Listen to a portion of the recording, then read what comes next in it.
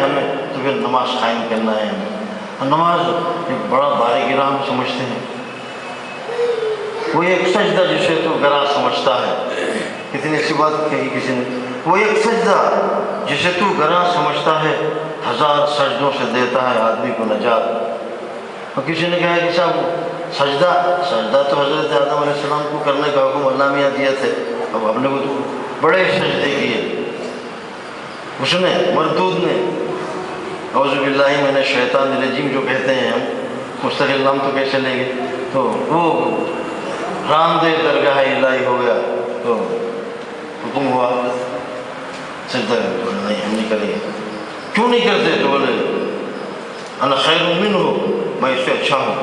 جس کے آگے تو مجھے جھکنے کا حکم کر رہا ہے اس سے میں اچھا ہوں. تو بولے کیسے اچھا ہے؟ خلقتہ من طین وخلقتنی من نار، اسے مٹی سے بنایا مجھے آگ سے بنایا، اس پر مجھے فضیلت بڑھاوا ہے. ابا واستکبر وکان من الکافرین، غرور کبر کی راہ اس نے اختیار کی، وہ کافروں سے ہو گیا. ایک رسول تذکرہ بات یاد آئی تو عرض کرتے چلو کہ حضرت خواجہ شیخ جنید بغدادی جو مشہور و معروف اولیاء و اصفیاء میں ہیں، حضرت مہدی علیہ السلام نے ان کی بڑی تعریف کی ہے.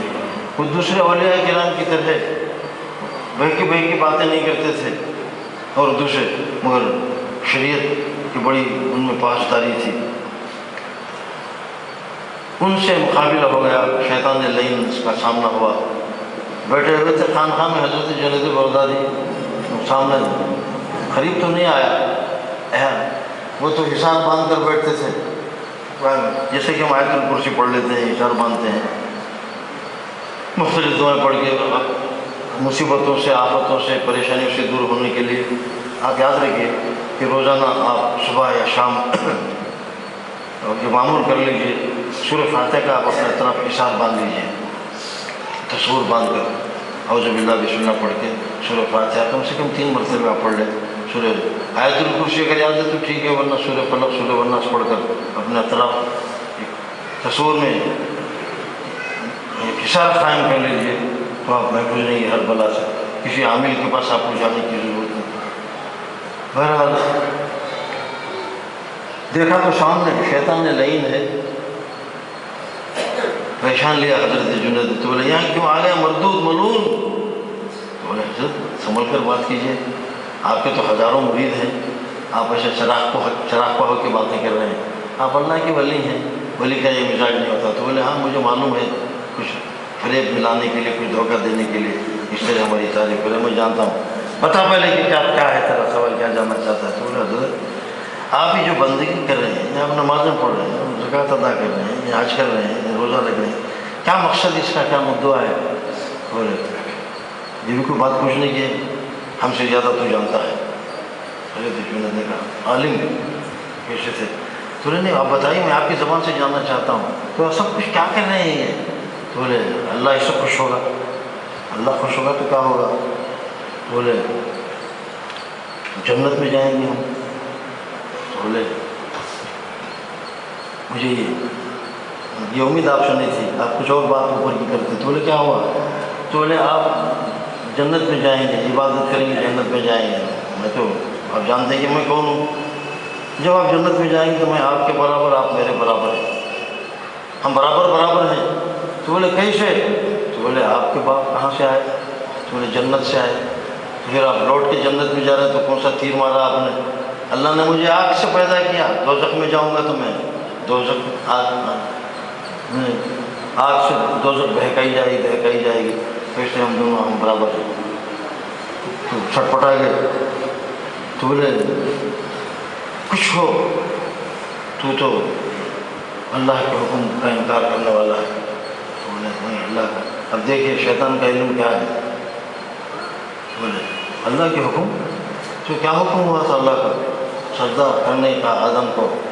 تو بولے اللہ تعالیٰ خود منع فرماتا ہے کہ لا تسجدوا لغیر اللہ، غیر اللہ کو سجدہ مت کرو. وہ تو غیر اللہ ہے، حضرت آدم میں کیسا سجدہ کروں گا؟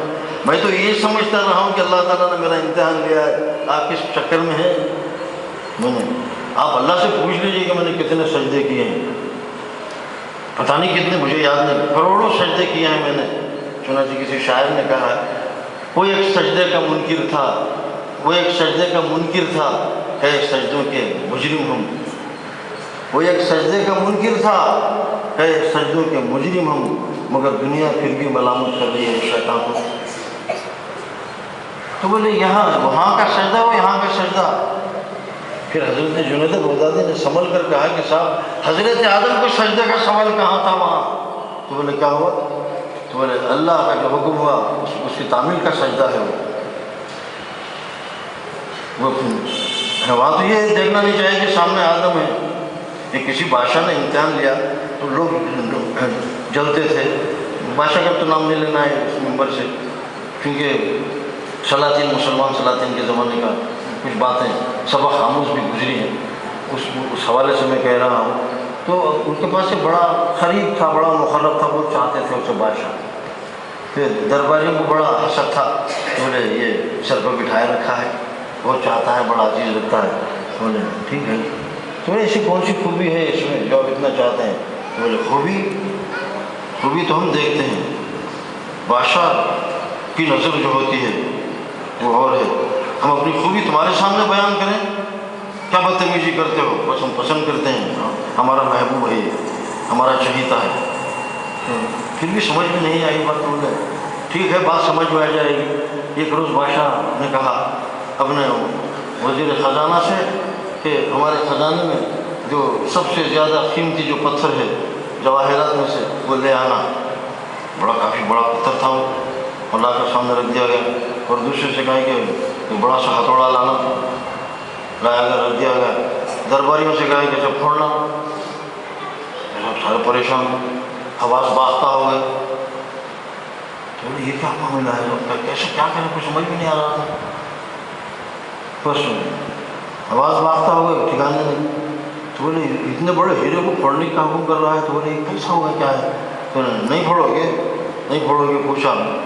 مسلسل متواتر پوچھتا رہا. تو بولے کچھ نہیں، جان کے وہاں اس سے کہا پھوڑ ڈالنا اسے. فوراً ہتھوڑی لے کر آیا اور چھپنا شروع کر دیا. تو بولے سب وہ دل ہی دل میں وہ خوش ہو رہے تھے. تو بولے پاگل پن کا تو اس نے حد کر